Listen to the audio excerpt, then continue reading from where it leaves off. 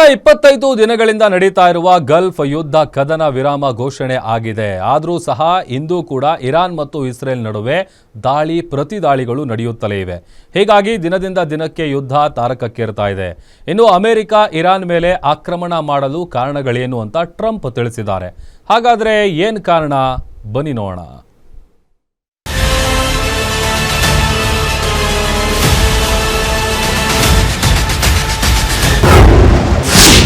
America ತಣ್ಣಗಾದರೂ ಮುಗಿಯಿತಿಲ್ಲ ಕೊಲ್ಲಿ ಯುದ್ಧ. 25ನೇ ದಿನವೂ ಇರಾನ್ ಇಸ್ರೇಲ್ ನಡುವೆ ಮಹಾಕಾಳಗ. ಅಮೆರಿಕ ಇರಾನ್ ಯುದ್ಧ ನಿಲ್ಲಿಸಲು ಪಾಕ್ ಮಧ್ಯಸ್ಥಿಕೆ. ಅಮೆರಿಕ ಇಸ್ರೇಲ್ ಇರಾನ್ ನಡುವಿನ ಯುದ್ಧ 25ನೇ ದಿನಕ್ಕೆ ಕಾಲಿಟ್ಟಿದೆ. ಡೊನಾಲ್ಡ್ ಟ್ರಂಪ್ 5 ದಿನಗಳ ಕಾಲ ದಾಳಿ ಮುಂದೂಡಿದ್ರೂ ಇರಾನ್ ರಣರಂಗದಿಂದ ಹಿಂದೆ ಸರಿದಿಲ್ಲ. ಇರಾನ್ ಮತ್ತು ಇಸ್ರೇಲ್ ನಡುವೆ ರಣಭೀಕರ ಕಾಳಗ ನಡೆಯುತ್ತಲೇ ಇದೆ.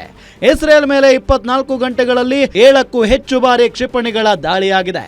ಜನವಸತಿ ಪ್ರದೇಶಗಳನ್ನು ಗುರಿಯಾಗಿಸಿಕೊಂಡು ಇರಾನ್ ಕ್ಲಸ್ಟರ್ ಬಾಂಬ್ ದಾಳಿ ಮಾಡಿದೆ. ಇಸ್ರೇಲ್ ರಾಜಧಾನಿ ಟೆಲ್ ಅವೀವ್ನಲ್ಲಿ 16 ಕಟ್ಟಡಗಳು ಸಂಪೂರ್ಣ ಧ್ವಂಸ ಆಗಿವೆ.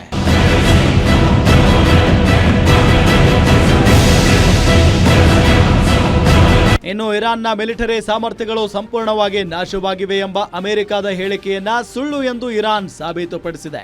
ಶಸ್ತ್ರಾಸ್ತ್ರಗಳಿಂದ ತುಂಬಿದ ವಿಸ್ತಾರವಾದ ಭೂಗತ ಮಿಲಿಟರಿ ಸಂಕೀರ್ಣವನ್ನ ಪ್ರದರ್ಶಿಸುವ ವಿಡಿಯೋವನ್ನ ಇರಾನ್ ಮಾಧ್ಯಮ IRIB ಬಿಡುಗಡೆ ಮಾಡಿ ಅಮೆರಿಕಾಗೆ ತಿರುಗೇಟು ನೀಡಿ ಕೊಂದರಂತೆ ಯುದ್ಧದ ಕತೆ ಕಟ್ಟುತ್ತಿರುವ ಟ್ರಂಪ್ ಈಗ ಹೊಸ ಕತೆ ಹೆಣೆದಿದ್ದಾರೆ.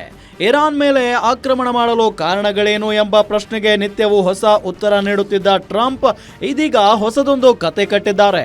ಟ್ರಂಪ್ ಯುದ್ಧ ಮಾಡುವಂತೆ ಪ್ರೇರಣೆ ಮಾಡಿದ್ದು ತಮ್ಮ ರಕ್ಷಣಾ ಕಾರ್ಯದರ್ಶಿ ಪೀಟ್ ಹೆಗೆಟ್ಸ್ ಎಂದು ಅವರ ಮೇಲೆ ಗಂಭೀರ ಆರೋಪ ಮಾಡಿದ್ದಾರೆ.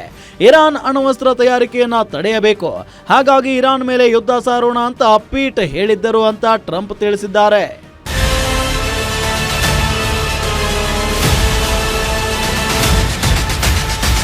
ಇನ್ನು ಯುದ್ಧದ ನಡುವೆ ಇರಾನ್ಗೆ ಭರ್ಜರಿ ಆದಾಯ ಬರ್ತಿದೆ. ಅಮೆರಿಕ ಮತ್ತು ಇಸ್ರೇಲ್ ಜೊತೆಗಿನ ಯುದ್ಧವನ್ನ ಒಂದು ಅವಕಾಶವನ್ನಾಗಿ ಇರಾನ್ ಪರಿವರ್ತಿಸಿಕೊಂಡಿದೆ. ಅಮೆರಿಕ ಕರ್ಗ್ ದ್ವೀಪದ ಬಳಿಯ ಮಿಲಿಟರಿ ನೆಲೆಗಳನ್ನ ಗುರಿಯಾಗಿಸಿಕೊಂಡಿತು. ಆದರೆ ಜಾಗತಿಕ ತೈಲ ಬಿಕ್ಕಟ್ಟಿನ ಭಯದಿಂದ ತೈಲ ಟರ್ಮಿನಲ್ ಅನ್ನ ನೇರವಾಗಿ ಗುರಿಯಾಗಿಸಿಕೊಂಡಿಲ್ಲ. ಇದರ ಲಾಭವನ್ನ ಪಡೆದುಕೊಂಡ ಇರಾನ್ ಕರ್ಗ್ ದ್ವೀಪದಿಂದ ಪ್ರತಿದಿನ 1.7 ರಿಂದ 2 ಮಿಲಿಯನ್ ಬ್ಯಾರೆಲ್ ತೈಲವನ್ನ ರಫ್ತು ಮಾಡುತ್ತಿದೆ. ಹರ್ಮುಜ್ ಜಲಸಂಧಿಯ ಮೂಲಕ ಹಾದು ಹೋಗುವ ವಿದೇಶಿ ಹಡಗುಗಳಿಂದ ಇರಾನ್ ಪ್ರತಿ ಹಡಗಿಗೆ ಸುಮಾರು 16.5 ಕೋಟಿ ಯುದ್ಧ ತೆರಿಗೆ ವಿಧಿಸುತ್ತಿದೆ ಅಂತ ಹೇಳಲಾಗ್ತಿದೆ.